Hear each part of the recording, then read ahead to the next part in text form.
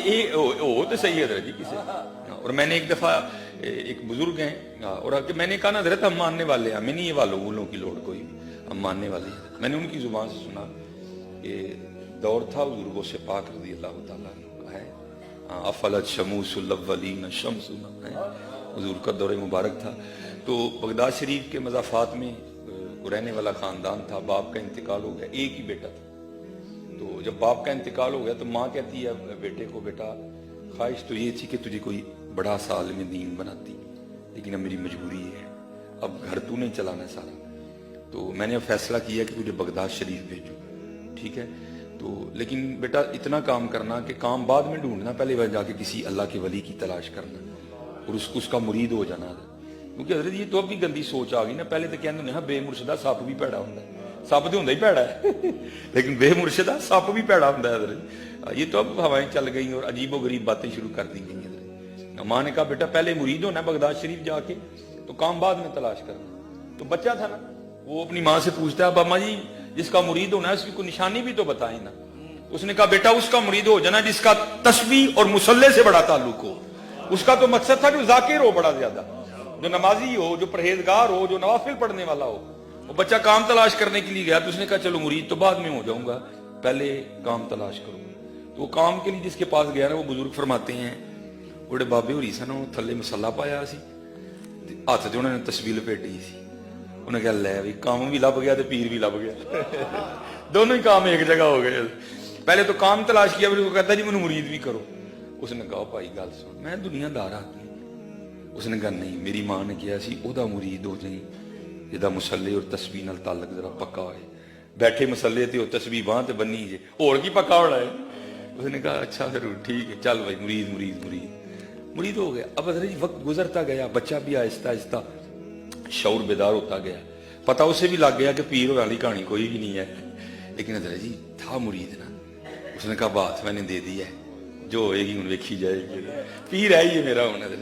وہ بزرگ فرماتے ہیں وہ ایک دن نا استاد نے اس کو کسی کام سے بھیجا, وہ کام کر رہا تھا تو جناب شور اٹھا بازار میں, ادب ادب بزرگوں سے پاک کی سواری آ رہی.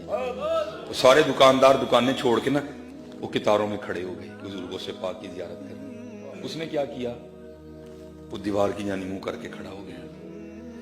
اب بزرگوں سے پاک رضی اللہ تعالیٰ عنہ ہے تو کہتے ہیں سارا کچھ ہی ہمارے لیے دسترخوان کی مانند ہے, ان سے کیا چھپا تھا.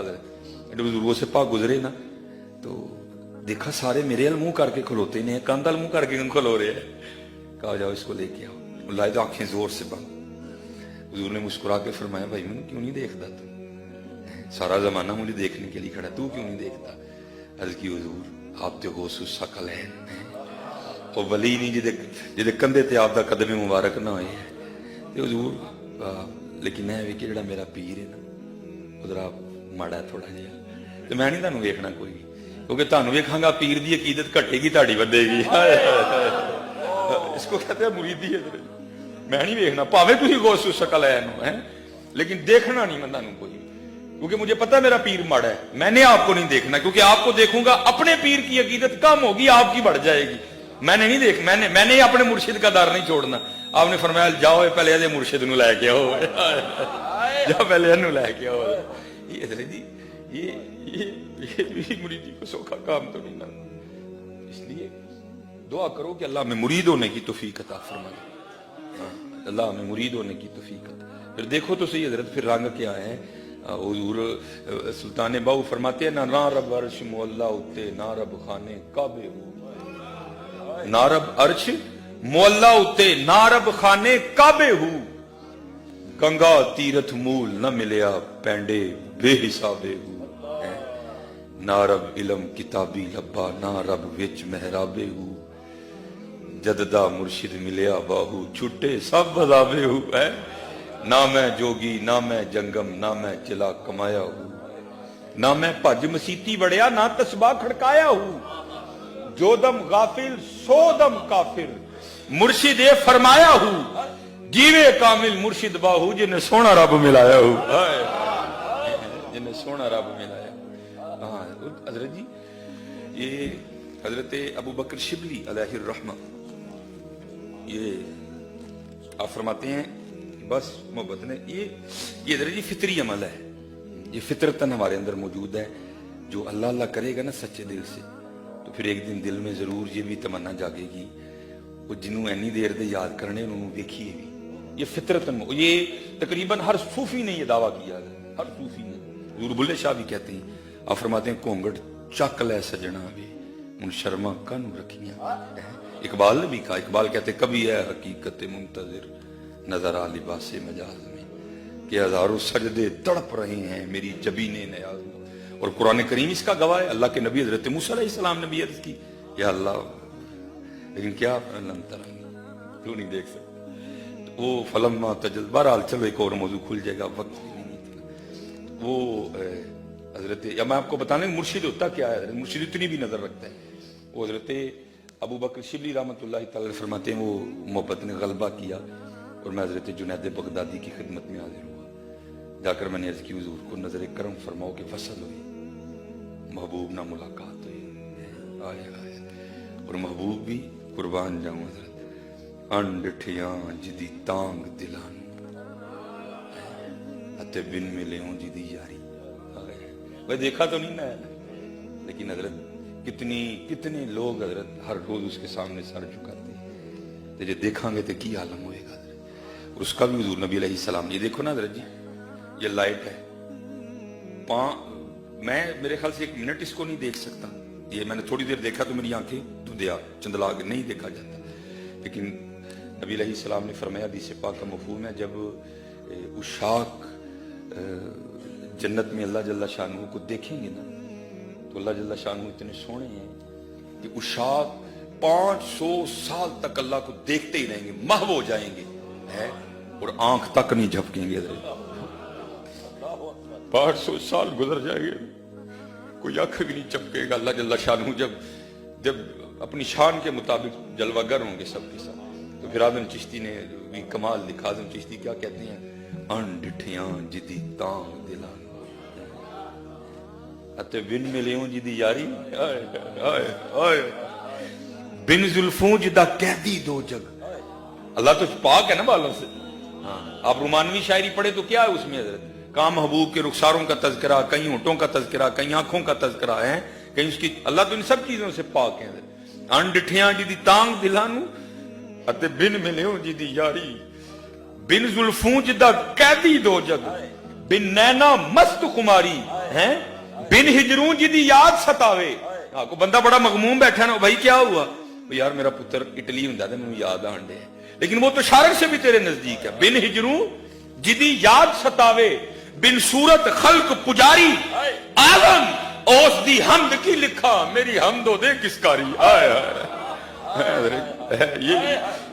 یہ فطری عمل ہے حضرت جی, کہ جب کوئی محب, کوئی عاشق, کوئی سالک جب تسلسل سے اللہ اللہ کرتا ہے, پھر ایک وقت آتا ہے پھر نہ چاہتے ہوئے بھی زبان سے نکلتا ہے, گھونگھٹ چک لے سجنا وے ان شرما کانوں رکھیاں وے. پھر یہ فطری عمل ہے حضرت یہ, اور تقریباً ہر عاشق نے یہ دعویٰ کیا حضرت. اس سے آگے بھی بڑے ڈاڈے شعر ہیں جو میں نہیں پڑھوں گا حضرت. اس لیے کیا کرو اللہ اللہ. تمہیں کیا بتاؤں اللہ اللہ میں چاشنی کیا ہے, یہ اللہ اللہ میں چاشنی کیا ہے. وہ 1:30 اچھا ابو بکر نہیں حضرت, پتہ کیا ہوتا ہے, آپ کا ڈر نہیں ہے کوئی سامنے نہ مفتی بول پہ. جو سامنے والے مفتی نے کو بڑا ڈر لگتا ہے, جو ادھر بیٹھے ہوتے ہیں ان کی نہیں ٹینشن ہوتی, جو سامنے مفتی ہیں ان سے بڑا ڈر لگتا ہے. میں پرسوں بھی فیصل آباد اسی طرح پروگرام تھا, آستانہ ہے مخدوم اہل سنت, تو وہاں میری تقریر تھی, میرے بعد قبلہ مفتی محمد خان قادری صاحب تھے. تو ارادہ ادھر پہلے انہوں نے کہہ دیا تھا بھائی ہم نے 2:30 بجے جو ہے نا وہ ظہر کی نماز پڑھنی ہے, آپ بیان چھوڑیں گے تو آپ کے ساتھ ہی مفتی محمد خان قادری صاحب کا.